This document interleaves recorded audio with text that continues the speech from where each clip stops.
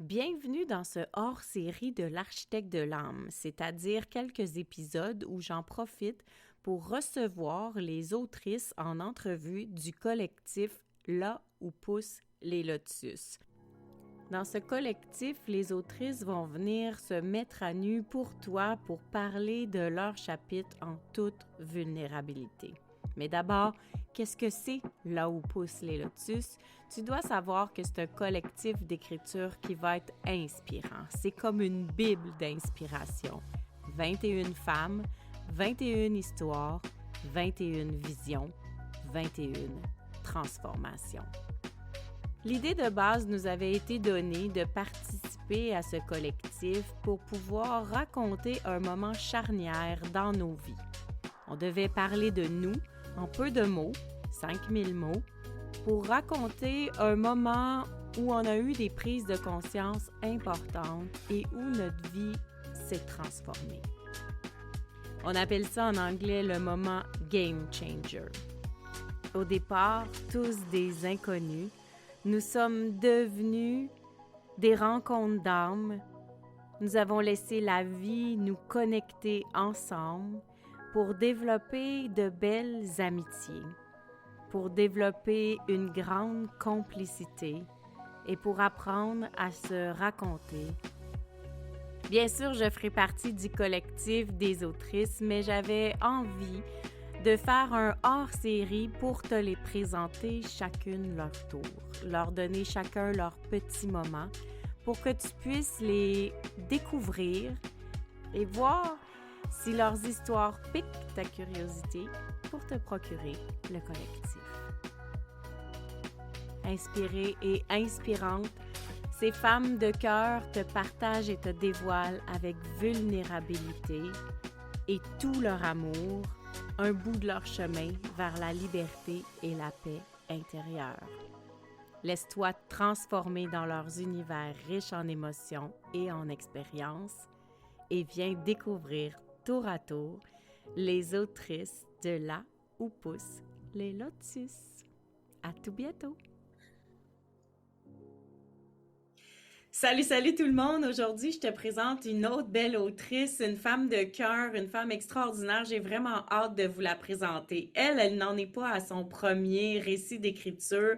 Elle a son roman qui est inspiré de sa vie. Elle a aussi un beau blog, le duo Sans Tabou, qui est sur Facebook où c'est rempli d'humour pour dédramatiser des situations de changement, de transidentité. Mais elle vient pas nous parler du tout de ce qui s'est passé dans son passé, dans sa vie et dans ses autres projets d'écriture. Elle vient nous parler d'elle avec grande vulnérabilité et de son cheminement pour être si à l'aise de devenir une des deux co-créatrices du duo Sans Tabou. Marie-Claude Cournoyer, bienvenue!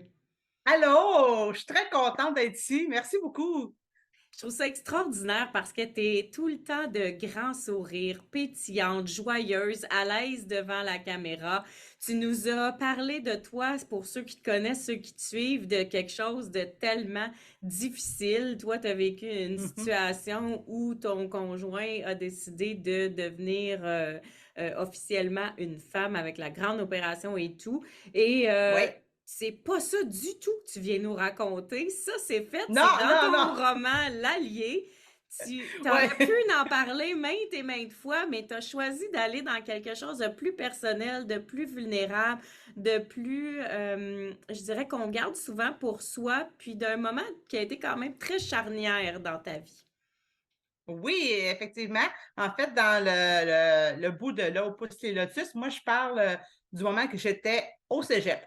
J'ai décidé d'aller là-dedans parce que je voulais vraiment parler de d'autres choses, justement. Comme tu dis, l'allié, c'est un sujet. Il y a le livre pour ça. Là, j'ai d'autres choses à raconter aussi.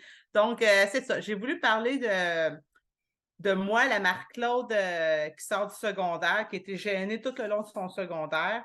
J'allais dans un collège privé à Nicolette. Et puis, la plupart de mes exposés oraux, ben, je les échouais. J'étais trop gênée. Et puis, à un moment donné, j'ai une amie au secondaire qui a fait qui a écrit un numéro pour moi. Puis elle me disait: «Tu vas voir, dans le numéro, le personnage doit rouler ses R», puis moi, je roulais mes R à l'époque. Fait que c'était parfait pour moi, puis je me disais: «Oh my God, je serais pas capable de faire ça». Mais finalement, en le faisant, je me suis rendu compte que les gens riaient. Donc si les gens riaient, ça veut dire que j'étais drôle. Je me suis dit: «Bon, moi, dans le fond, je suis capable de parler en public quand les gens rient. Donc si je fais de l'autodérision, j'ai juste à parler puis faire rire. Fait que j'aurais pas l'impression qu'on rit de moi, je vais avoir l'impression qu'on rit de ce que je raconte. Fait que c'est comme ça que j'ai évolué pour, pouvoir parler devant le public. Puis bien évidemment, quand je suis arrivée au cégep, là, j'avais plus ma gang du secondaire qui était mon public cible, tu sais, qui était Ton habitué à fan moi. Fait club. qu'elle était plus là, je suis une jeune adulte, tu sais, on recommence, j'ai plus les mêmes amis, puis il faut que je fonce en avant, là. Fait que, c'était différent. C'était vraiment différent et puis, ben, c'est ça, dans mon livre, je raconte, mon premier emploi, ben, les événements dans mon premier emploi, en fait. Comment que ça s'est passé, comment que mon patron de l'époque m'a laissé beaucoup de chance pour, devenir la femme que je suis aujourd'hui. Et puis aujourd'hui, justement, t'as à jaser, t'as à être en interaction avec Oui. des gens dans ton travail. Dis-nous, qu'est-ce que tu fais à part d'être une autrice? Ben, moi, je suis cuisinière, dans un hôpital à Drummondville. Ben, j'ai pas de temps à jaser avec les clients, mais je veux dire, j'interagis avec mes collègues de travail. Mais j'ai beaucoup travaillé avec le public. Comme je dis, ma première emploi était dans un dépanneur. Après ça, j'ai fait d'autres, travails, avec, le public et puis je me suis rendu compte que j'aimais ça aussi. Hmm. Ça m'a permis de me dégainer et puis j'ai toujours eu un petit côté artistique, de faire des vidéos. Tu sais, à l'époque, là, moi, j'ai 46 ans, fait qu'on recule d'une vingtaine d'années, c'était les grosses caméras VHS qu'on mettait ici. Moi, je voulais faire des films, je voulais faire des montages, je voulais que ça soit drôle, bien sûr, mais s'en aller en humour, c'est pas payant, hein? Il faut vraiment que tu sois bien, bien drôle, hein? Fait que, c'est pour ça que je me suis cherché beaucoup à savoir qu'est-ce que j'étais pour faire dans la vie. J'étais infographiste aussi. J'ai fait des enseignes, du lettrage de camions, mais j'étais toujours dans le côté, créativité. La cuisine, ce qui avait le côté créatif, de monter des belles assiettes. C'est sûr que dans un hôpital, c'est plus, en grande quantité, le côté, beau de l'assiette, il est mis un peu de côté, mais il faut que ça soit quand même appétissant. Non, mais il faut que ça soit quand même appétissant parce que le client mange avec ses yeux. Fait que c'est pas parce qu'on travaille dans un hôpital qu'on met des potées puis que c'est pas beau. Il y a toujours quand même un aspect là, pour rendre ça plus agréable à manger. Mais j'ai toujours eu le côté artistique. Puis là, quand je fais des reels, des TikTok, des stories pour parler de mes livres, parler de là au processus, ben là, je trippe à fond. Là. J'aime bien ça. Comment t'as fait pour passer d'une fille qui a de la misère à parler en public, qui est gênée, qui est réservée, à quelqu'un qui maintenant fait de la promotion de ce qu'elle a à dire sur les réseaux sociaux? Ben, comme je te dis, je suis allée beaucoup avec l'autodérision. Quand que, ben, à mon travail, parce que je ne veux pas vendre le punch du petit bout de là au pouce les lotus, là. Il m'est arrivé beaucoup d'aventures. Comme je dis, mon patron m'a laissé beaucoup de chance. Puis d'ailleurs, il a toujours dit que si j'avais une chance de l'honorer un jour, je le ferais. J'en profite avec le livre Hmm. aussi. Mais il m'est arrivé beaucoup de petites gaffes. Puis j'ai appris à en rire. Puis comme je dis, lui, il m'a laissé des chances aussi. Et puis, c'est ça, quand je parlais, je me disais, faut que je fasse rire faut que ça soit drôle ce que je dis. Fait que si c'est drôle, le client va rire de moi, donc il va rire de ma blague, donc il ne rit pas de moi. J'allais comme ça. Fait que si, mettons, il riait, moi, dans ma tête, je me disais, c'est parce que c'est drôle ce que j'ai dit. Fait que c'est pas de moi qui rit. Peut-être qu'il riait de moi. Mais moi, dans ma tête, c'est comme ça que je me suis construit comme ma façade, tu sais, façade de clown, dans un sens. Tu sais, mon plus jeune, mes amis m'appelaient Marie-Clown, tu sais. Fait que j'avais même une comptine, en tout cas. Une comptine par rapport à ça. J'allais écrit la comptine pour des jeunes enfants. C'était quand même rimé. Il y avait des belles rimes. Fait que, ça se dit pas rimé, mais il y avait des belles rimes. Fait que c'est comme ça que je m'en suis sortie. Et puis, il y avait mon patron qui me disait toujours: «OK, là, tu vas faire ça». Là, je disais: «Franchement, je ne peux pas faire ça». Puis, tu sais, il me mettait mal à l'aise dans un sens. «Mais oui, tu es capable, tu es capable». Il me poussait toujours: «OK, là, vas-y, je te regarde dans la caméra». OK. Fait que c'est ça. Mais là, je veux pas tout vendre les punchs de mon petit bout, mais fait que c'est comme ça que je m'en suis, sortie dans un sens, à toujours, y aller avec, l'humour. Fait que pour moi, l'humour, c'est très important. Est-ce que tu dirais qu'au départ, c'était forcé parce que tu réfléchissais comme à être drôle, mais à un moment donné, est-ce que tu as senti comme un shift à l'intérieur de toi de dire, ben finalement, j'ai pas à me forcer, je suis drôle. Parce qu'aujourd'hui, c'est très naturel pour toi d'être, Oui. de faire des blagues, d'être drôle, puis d'être dans l'autodérision. Est-ce que c'était ton naturel que tu as laissé sortir ou tu as appris à travailler ça et maintenant ça fait partie de toi parce que tu as développé Et ça? ça fait longtemps. Je crois que je me suis dit, heu, ben, à la limite, ben non, je pense que ben, je sais pas si j'ai eu à travailler ça, mais c'était comme ça que je pense que ça s'est fait instantanément, tu sais, mais si j'ai l'air, nunuche, mais pas nunuche là, mais si je fais si je fais le clown, ça va être drôle. Je te dis pas que ça marche tout le temps, par exemple, pour la gente masculine, là, tu sais, des fois, les conjoints veulent avoir quelqu'un de sérieux, mais c'est ça, j'ai toujours été comme ça. Quand c'est trop sérieux, j'ai de la difficulté. Je suis pas capable d'être je suis capable d'être sérieuse là, mais je veux dire, je vais toujours amener ça pas dramatique, tu sais? Je veux justement, j'aime pas ça quand c'est trop dramatique. Je vais toujours essayer de trouver une façon que ça soit positif, que ça soit, ben, regarde, on pourrait en rire, là, à un moment donné, là. C'est comme, exemple, comme le COVID, là, c'était dramatique, mais à un moment donné, il y a eu beaucoup des gags, que ce soit sarcastique. À la limite, c'est ça que moi j'aimais, tu sais, par rapport au COVID. Quand moi, j'embarquais pas dans «Ah, c'est lourd, hein». Moi, je disais: «Ben, bon, on peut faire ça» ou si je voyais des jokes drôles par rapport à ça, ben moi, c'est ça qui m'allumait plus, là, tu sais. Fait que, même si c'était triste, même s'il y a eu des gens qui sont décédés, je me disais: c'est plate, là, mais quand même qu'on embarquait, puis non, faut continuer pareil. Fait que c'est comme ça que je voyais ça, puis c'est comme ça que je vois la vie, tu sais, même avec, l'histoire, de mon ex-conjoint qui s'est choisi dans un sens. Exact. J'aurais pu pleurer, le restant de mes jours, là. Tu sais, oui, j'ai eu un deuil à faire, j'aurais pu en avoir tout le restant de ma vie, mais à un moment donné, il s'est choisi. Ben, elle s'est choisie, puis elle est bien heureuse maintenant, là. Puis là, c'est à moi OK, qu'est-ce que j'avais à comprendre de ça? Puis, fait que c'est ça. Fait que dans le fond, moi, c'est ça. Moi, je vais avec, l'humour, j'essaie de toujours de faire en sorte que, tu sais, les gens qui ont peur, disent: «Ah, moi, j'oserais jamais, j'ai peur de faire rire de moi». Ouais, puis si ris de toi, au moins, tu vas avoir essayé de le faire, toi. Tu sais, si maintenant mon patron m'aurait jamais dit: «OK, vas-y, là, fais-le ça, là, après là, je dis: «Mais là, non, je suis gênée», mais je serais encore en train de peut-être, je sais pas moi, être dans un bureau à faire des choses plates parce que j'aurais pas osé. Je serais peut-être pas en train de faire, d'être interviewée aujourd'hui parce que Ouais. j'aurais peur qu'on pense que: «Hey, ce que je vais dire, c'est-tu pas bon? C'est-tu pas bon?» Peut-être que ce que je dis, il y en a qui font comme: «Hey, c'est bien cave ce qu'elle dit, elle m'énerve». Mais qu'est-ce que je fasse? Si je t'énerve, écoute-moi pas, c'est tout. C'est ça. Fait que toi, Fait t'as été capable de parler de n'importe quel sujet, même des sujets lourds, des sujets sérieux dans ta vie, en te disant c'est correct de parler de tout. Puis quand ça devient justement trop lourd, c'est là que tu utilises l'outil d'autodérision et d'humour pour alléger finalement ouais. ce qui est plus lourd.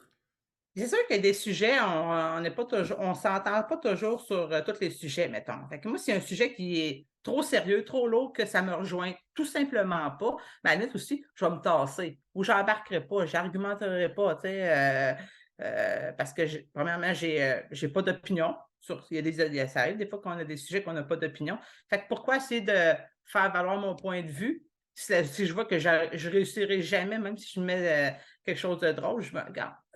On se rejoint juste pas. J'ai pas le goût de perdre mon énergie à essayer de débattre quelque chose que, tu sais, toi, tu sais ton bout, puis c'est correct. Fait que, tu sais, à la limite aussi, je me tasse. Je me dis: «Bon, OK, c'est correct, ça me tente pas, puis tu as le droit à ton opinion, puis c'est correct comme ça». J'imagine que Mais dans j'ai ton récit, on peut s'attendre à beaucoup d'humour et d'autodérision. Oui, oui, oui, oui. Même dans mon roman La Vie aussi, tu dédramatiser la situation aussi. Mais ouais, j'ai voulu faire de l'humour parce que je sais qu'on est 21 femmes. 21 femmes ont vécu des choses vraiment, différentes. des périodes que c'était peut-être plus bouleversant pour chacun. Donc moi, vu que je l'avais déjà écrit, le côté bouleversant avec l'allié, je voulais comme faire d'autres choses. Fait que j'ai laissé la place à ces personnes-là que si j'ai hâte de lire aussi parce que je sais qu'il y en a, là, je les ai toutes écoutées en entrevue avec Nathalie Beaulac, là, puis je suis comme aïe, aïe, ça va être hot, ça. J'ai vraiment hâte de voir cette personne-là, puis de voir tout, tu sais, tout leur cheminement. Fait que tout ça fait que oui, des fois, quand on a quelque chose de très difficile, qui est plus lourd, mais c'est ça aussi, il y a le fameux cadeau qu'on fait comme ah, j'en ai pas de cadeau de ça. Là. Pourquoi vous êtes dit qu'il va y avoir un cadeau? Mais il arrive beaucoup plus tard. C'est sûr que sur le coup, il n'y en a pas de cadeau, à part vivre la situation, broyer sa vie ou peu importe, là, c'est quoi il n'y en a pas. Mais c'est plus tard qu'on fait la prise de conscience. Fait comme ah, c'était ça le cadeau. Bon, je le vois. Fait que moi, je crois qu'il n'arrive jamais rien pour rien aussi. Toutes les épreuves qu'on avait à vivre, qu'on a vécues, ben, ça nous a permis de grandir. Fait que c'est ça. Qu'est-ce que ça t'a Voilà. apporté à toi, ce processus d'écriture-là sur un chapitre de ta vie qui n'existe plus? Dans le fond, tu as une vraie transformation là, qui a été faite. Oui, Tu es vraiment passé de chenille à papillon dans le domaine oui. d'être gêné. Là, Et qu'est-ce Ben, que ça t'a c'est apporté d'écrire ça, de te replonger là-dedans? ben, ça m'a apporté de la nostalgie. C'était vraiment une autre période de ma vie que j'avais complètement oubliée pour de vrai. Parce que quand que je me suis dit, OK, on va écrire, j'en parle dans le projet à Nathalie Beaulac, je me disais, qu'est-ce que je vais écrire? Tu sais, puis ça me prend un certain temps à dire, qu'est-ce que je pourrais, je parle-tu de telle affaire, je fais-tu un spin-off de l'Allier? Puis je me disais, ah, non, peut-être pas. Fait que là, à un moment donné, j'avais parlé avec une amie qui était venue prendre un verre, puis je raconte un peu mon cégep. Tu sais, ça fait un bout qu'on se connaît, mais elle ne connaissait pas mon passé du cégep. Puis elle disait ah, ouais! Tu sais, fait que là, je me suis dit, c'est vrai, les gens ne me connaissent pas d'il y a 20 ans, comment j'étais, tu sais, avec les réseaux sociaux, là, Facebook, c'est quoi, ça fait depuis 2008 à peu près que ça existe. Fait que, tu sais, les gens me connaissent, moi, la fille sur les réseaux sociaux, ou depuis que j'habite à Drummondville, tu sais, je veux dire, moi, je suis une fille de Sorel. Fait que, tu sais, mon côté de vie à Sorel, j'en parle pas, parce que, je veux dire, j'étais au secondaire à Nicolette, j'ai fait mon cégep à Sorel. C'est pas tant passé de trucs, mais quand même, le moment que j'ai travaillé comme caissière, ça a quand même aidé, là, parce que j'aurais pu travailler dans une shop, gagner des gros salaires. Mais moi, je voulais être dans dépanneur à gagner, on était payé 6,80 là, on s'entend-tu, là? Puis, j'avais la chance d'aller travailler avec mon père, où il travaillait dans sa shop, là, tu sais, puis de gagner le gros salaire. Je dis, non, moi, j'aime ça travailler là. Tu sais, mon patron me fait confiance, puis il m'a amené à un autre niveau. Fait que bon, j'aurais peut-être plus d'argent aujourd'hui, mais j'aurais peut-être pas le côté, tu sais, je me serais pas autant développée, là, tu sais, je serais justement dans Plus une shop. d'argent, moins d'entre-gens. Exactement. Hey, c'est bien dit, ça. Exactement, parce que tu sais, dans une shop, tu es tout seul à toi-même, souvent, tu sais, ou, fait que c'est ça. Mm. Quel message t'aimerais que les lecteurs retiennent de ton histoire? Ben justement, les personnes timides qui osent pas dans la vie, comme ah, j'ai peur de faire rire de moi, ben, faut pas t'aies peur. Fonce, vas-y. Tu sais, je pense juste des fois à mon garçon que ça peut arriver, les exposés oraux, ils font peur. Les exposés oraux, je veux dire, ça il fait peur, il n'aime pas ça. C'est ben, tous les enfants, c'est rare que les enfants aiment ça, les exposés oraux. Puis moi, je suis toujours en train de le motiver. Puis là, quand on pratique, je suis toujours hey, on applaudit, Christopher! Puis là, tu sais, fait que là, ça le fait rire. Puis, tu sais, je suis toujours en train de le motiver là-dedans. Puis, ben, c'est ça. J'apprends à rire de lui. Je regarde, tu as le droit de te tromper, tu as le droit d'être gêné, d'être stressé. Parce que ça arrive encore que je vais faire des lives. Je me souviens, le premier live de. Première fois que je faisais un live pour mon livre, il fallait que je sois sérieuse. Ben, c'était quand même sérieux, là, ce que j'avais annoncé. Puis on le voit, là, je suis pas à l'aise. Le monde me disait, on dirait que c'est pas toi. Tu sais, tu parles, t'es trop sérieuse. Je ouais, puis là, le lendemain, j'en ai refait un autre pour expliquer, j'ai là, je m'excuse, c'était sérieux mon affaire, mais je voulais comme trop dire un message sérieux. Je sors un livre, aidez-moi à m'autofinancer, mais ça n'avait pas de sens. C'était comme du par cœur. J'avais écrit de quoi, puis j'essayais de l'apprendre par cœur. Ça ne marche pas, ça. Fait que c'est ça. Il faut y aller de son instinct. Puis justement, tantôt, j'ai fait une autre vidéo que je vais mettre bientôt. Là, puis on s'est repris 2, 3 fois parce que je bafouille, je parle très vite. Mais ça reste qu'on va faire des bons bloopers parce que tout le monde Ben aime oui, ça parce regarder des que nous, vos bloopers. bloopers, on aime beaucoup ça sur le duo Oui, sans tabou. justement. Si ça vous tente, là, il y a souvent des petites vidéos de bloopers, c'est extraordinaire. Oui, le dernier quelque chose, c'est Marianne qui a fait le montage vidéo. C'était extraordinaire. Quand elle m'a envoyé ça, j'ai ri, puis je me dis, il y en a d'autres, elle l'a pas toutes mis, parce que c'est pas long, là, mais c'était quand même long de faire tout ça. Puis je me disais, oh my God, quand je cours dans la rue avec les ballons, là, je suis comme, ah, ça n'a pas de sens, là. Fait que non, vraiment, non, je me dis, si les gens aiment pas ce que je fais, ben, ils ont juste à pas m'écouter. Parce que je sais que ce que je transmets comme message, ben moi, j'y crois. Je dis pas ça. Puis, les duos sans tabou, je fais pas ça pour ramasser de l'argent.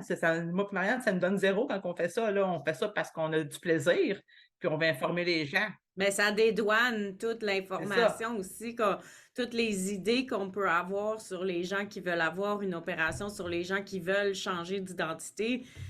Vous autres, c'est votre vie, c'est votre réalité, puis c'est vraiment, ce qui est le fun, c'est les deux côtés de la Oui. médaille. Fait que, on vient vraiment apprendre, toi, comment tu vis ça, Marianne, comment elle vit ça, puis même si c'est la même situation, c'est pas les mêmes vécus, c'est Non. pas les mêmes sentis, c'est pas les mêmes Puis comme je idées. suis pas toujours d'accord avec comment, mettons, Marianne va penser, puis elle n'est pas toujours d'accord avec comment moi, ce que je vais penser.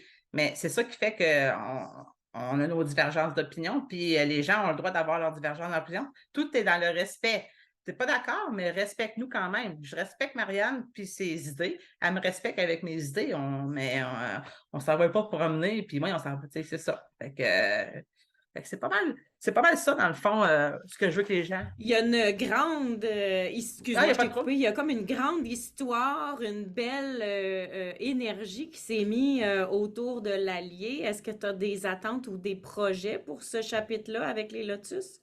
Ben, j'y crois beaucoup. Je veux dire, je connais de plus en plus comment ça se passe dans les événements littéraires, puis j'en ai fait beaucoup durant la première année. Est-ce que je vais en faire autant dans la deuxième année? Je ne le sais pas, parce que j'aimerais ça faire des conférences aussi.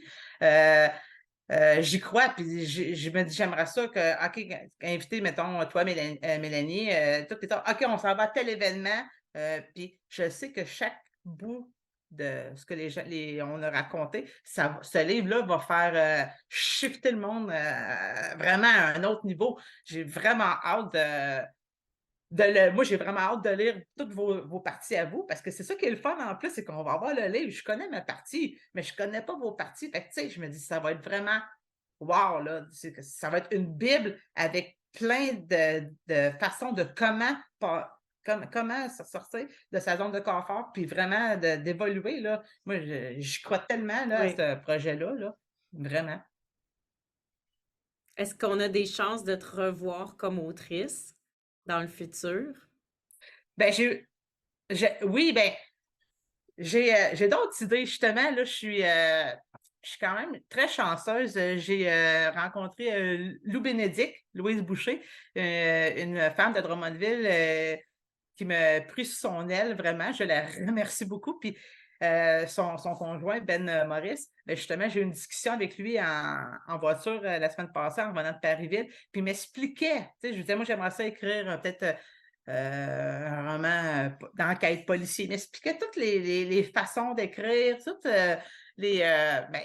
parce qu'il y a des méthodes avec les autres auteurs, j'apprends, là, ceux qui écrivent, mettons, du fantastique, ils se font des cartes avec des personnages. Il faut qu'ils suivent leur carte dans un sens. Fait que c'est tout un monde être auteur. Puis moi, quand j'ai des rencontres avec ces gens-là, je suis comme wow, c'est bien malade. C'est juste que je manque de temps parce que des idées, j'en ai plein. Là. Moi, j'aimerais ça avec mon garçon. Mon garçon, il lit beaucoup, mais là, il veut pas. Là. Il lit des mangas. Moi, j'aimerais ça, Christopher, on va en écrire un manga ensemble. Puis là, il dit, moi, mais pas bon en dessin. Ah, ça, on s'en fout. On va trouver quelqu'un qui est capable de dessiner, mais on va pouvoir inventer quelque chose, puis je vais t'aider. Puis moi, ça serait mon rêve là, de faire ça avec lui. Là. Il n'est pas prêt, puis il vient de fermer la porte de sa chambre. Là, bon. Mais, c'est ça. Fait que oui, j'aimerais ça écrire. C'est sûr que j'aimerais ça aussi avec Marianne, peut-être faire un spectacle d'humour. pour dédramatiser la situation, aussi encore des duos sans tabou, des conférences aussi. Puis, comme je dis aussi, je vous aide, ceux qui veulent, à comment s'auto-éditer, tu sais, vous avez accès, vous pouvez me parler, toutes les 20 femmes qui sont avec moi dans le Lotus pour savoir comment s'auto-éditer, comment qu'on fait dans des conférences, pas dans des conférences, mais dans des événements littéraires, qu'est-ce que ça prend et tout. Tu sais, ça, je peux vous aider parce que je l'ai tout appris, puis j'en apprends encore. Toutes les fois que je vois, je suis comme, OK, ouais, ça prendrait ça. OK, ça, tu sais, je note tout, tout, tout. Ouais, parce qu'au moment d'enregistrer, l'Allier a 1 an déjà. Oui, samedi prochain, il va avoir 1 an. Ça va être ça, c'est ça. Ça va vite, ça va vite. Mon année, elle a passé en fou, là. Ça n'a pas de sens, là. Je commence à être fatiguée. Donc, pour une fille qui savait pas comment parler aux autres, qui avait peur de sortir de sa coquille, aujourd'hui, on a une fille qui court les salons littéraires et qui apprend Oui, aux autres autrices comment s'auto-publier. Donc, une fille qui est toujours exactement. en relation. Tout le temps, tout le temps, tout le temps. Fait que, ouais, c'est ça, je te dirais que je suis sur mon X quand je fais ça. J'aime faire la cuisine pour les patients et tout. Ça reste que c'est mon gagne-pain. Mais ça, je suis sur mon X quand je fais ça. Je trippe bien raide, là. Vraiment. Même si pour Ah. l'instant, ça ne rapporte pas, tu sais, je veux dire, je le fais, puis ça, tu sais, j'aimerais ça un moment donné que ça rapporte un peu plus, mais pour l'instant, je le fais, puis je suis heureuse là-dedans, là. Ouais, parce que tu as des messages forts à partager. Puis, je pense que Oui, pour toi, la valeur de contribution, c'est vraiment important.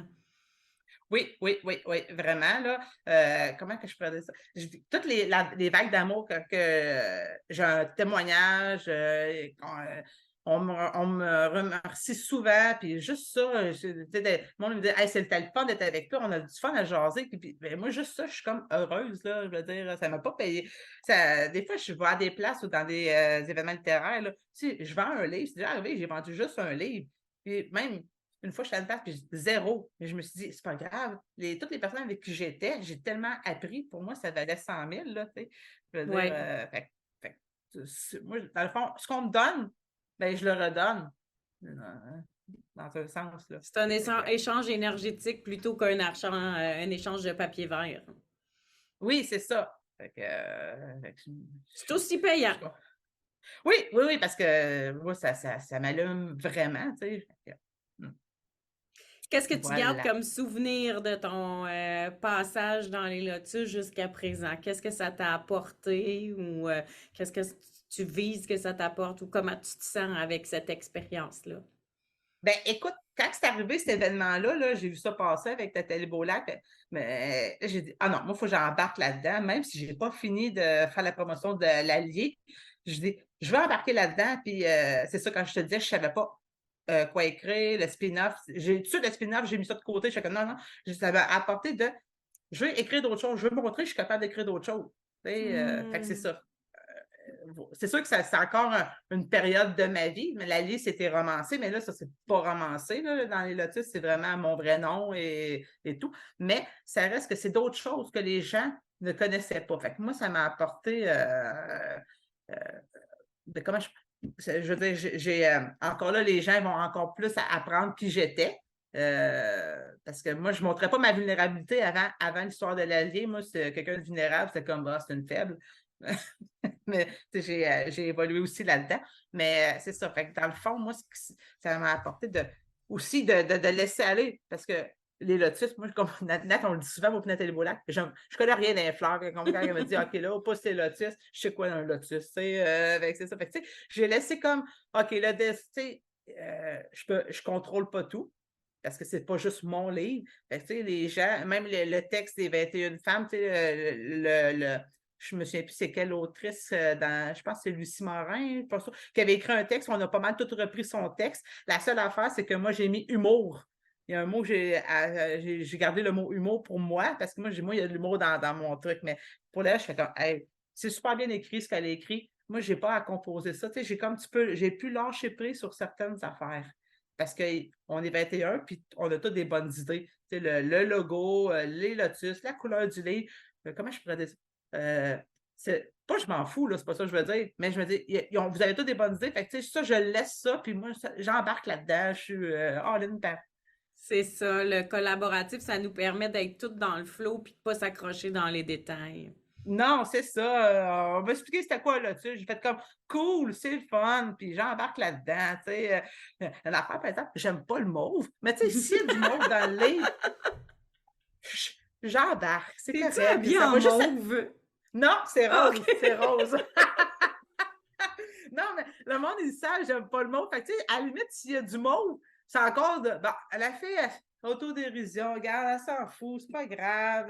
Non, mais c'est ça. Fait que, embarquez pareil, là. Vous aimer pareil. Ah, Marie-Claude, on t'écouterait pendant des heures. C'est vraiment extraordinaire de Ah ben merci à t'entendre. toi, merci à toi. Vraiment, là, de me laisser cette opportunité-là, encore de cette fenêtre-là, que les gens puissent me voir, m'entendre sur ton podcast, que j'ai écouté d'ailleurs. J'ai écouté des bouts parce que je voulais savoir de quoi parlait ton podcast aussi, Eh puis j'ai oui, adoré. effectivement.